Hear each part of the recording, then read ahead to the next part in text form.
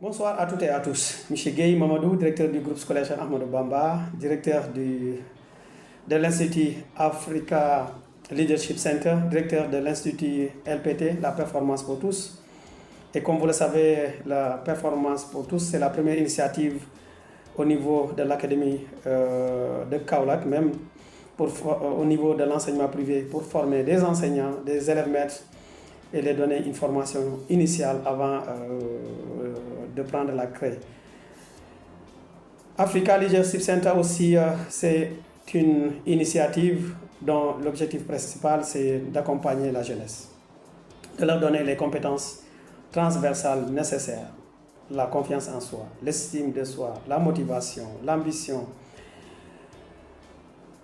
la valeur de soi, l'image de soi nécessaire, le courage, la patience, la persévérance, la communication, la gestion des relations, la gestion des émotions, la gestion du stress, l'intelligence financière, l'intelligence émotionnelle, l'intelligence artificielle, toutes les compétences nécessaires pour pouvoir assurer une réussite personnelle, une réussite durable. Donc, c'est ça la vocation de ALC, Africa Leadership Center. Donc, chers élèves, chers enseignants, c'est une initiative collective. Nous demandons la suggestion, la collaboration, la participation de tout le monde pour la réussite de ce projet.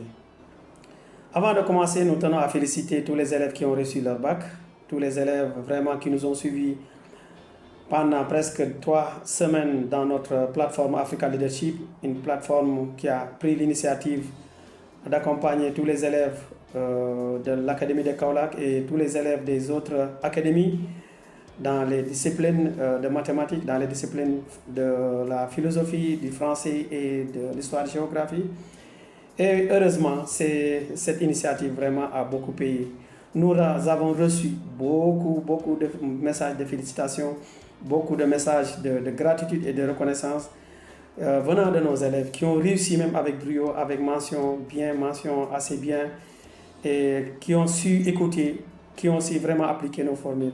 Donc une fois encore, nous tenons aussi à les remercier d'avoir suivi nos conseils. Tey ñu yokk ci li ñu waxoon limal leen waxoon nañ la confiance en soi lu am solo la, le courage topp ci mu nekk lu am solo, la persévérance topp ci mu nekk lu am solo, la discipline mu nekk ci lu topp ci nekk aussi lu am solo. Dañuy la discipline, c'est le pont qui vous relie entre vos rêves et les réalisations, les réalités.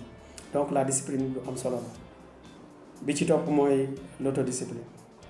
Kon tey ñu indil leen yeneen ñaar yu am solo ñu boole ko ci les clés de la réussite, les principes de la réussite.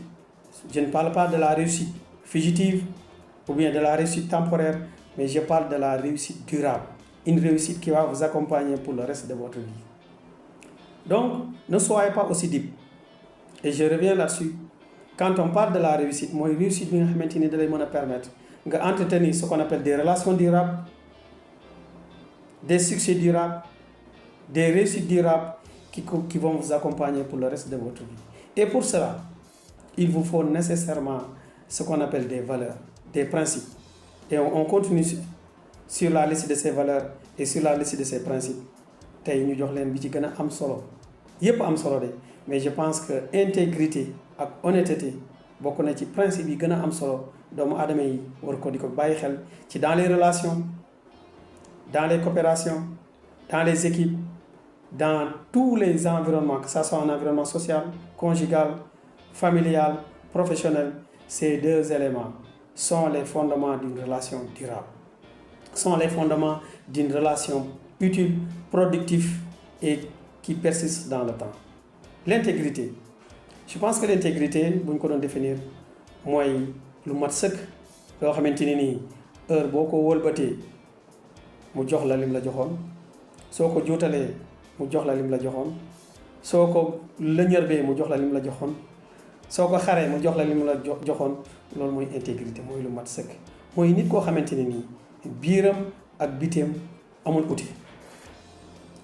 Soo ko ëlbatee 6 la, soo ko juutalee 6 la, soo ko wengalee 6 la, soo ko taxañee 6 la waxam jikkoom ak jëfam ak jëflanteem lépp benn la. je pense que mu nekk lu am solo doomu aadama yi nga xamante ni sont devenus des grands leaders, de grandes personnalités, de grands entrepreneurs, de grands élites, de grands professionnels à qui on donne entièrement confiance. bu ñu la waxee nga gëm, suñ la laajee nga jox leen, suñ la kaa ñu dem nga ànd ak ñoom. C'est parce que ce sont des gens qui ont su développer dans leur vie une totale intégrité. Et je pense que lu am solo intégrité nañ ci góorgóorlu mooy nga am benn xar kanu kan, pas de masque. su ma gisee Sénégal di wax ci télé wala di wax ci rajo naan man sama bàmmeelu biir, non, nit amoo bàmmeelu biir. boo amee bàmmeelu biir am na looy nëbb. c'est vrai que nit doo wax lépp ci sa biir, mais nag war ngaa fexe ba li ngay jëflanteeg doomu aadama yi xalaat ko ci sa xel, togg ko ba mu ñor nga war koo mën a jëflante ca doo uuteeg li nga xalaatoon, ca doo uuteeg li nga jëf. loolu mooy intégrité. donc yéen ñi ñuy déglu tey fii la ñuy yam ñu rappeler leen vraiment les valeurs et les principes fondamentaux ou bien fondamentaux de la réussite durable.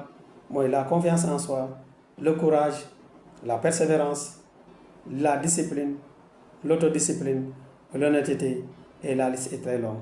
donc noonu lañ bëggoon di leen ko indil par benn ngeen ci gën a adapté wu di bàyyi xel ni la réussite ce n'est pas une course, ce n'est pas une destination.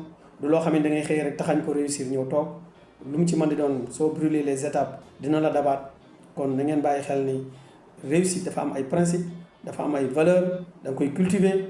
incha allah boo ko cultiver ces principes et ces valeurs ñoom ñooy prendre en charge le reste. ñoom ñoo lay gérer, ñoom ñooy gérer sa réussite. nga dem tëdd nelaw, le reste ñoo koy gérer. mais mise en garde, su fekkee da ngeen a yàkkamti violer les étapes, violer les principes, violer les valeurs, defee nu la neex, àdduna mën na la seetaan, mën nga réussir tout de suite. mais dites-vous que le retour du bâton dina ñëwaat. c'est l'effet de boomerang, c'est inévitable. l'effet de boomerang c'est inévitable. mën nga leb mais di nga fay. merci beaucoup, merci à tout le monde.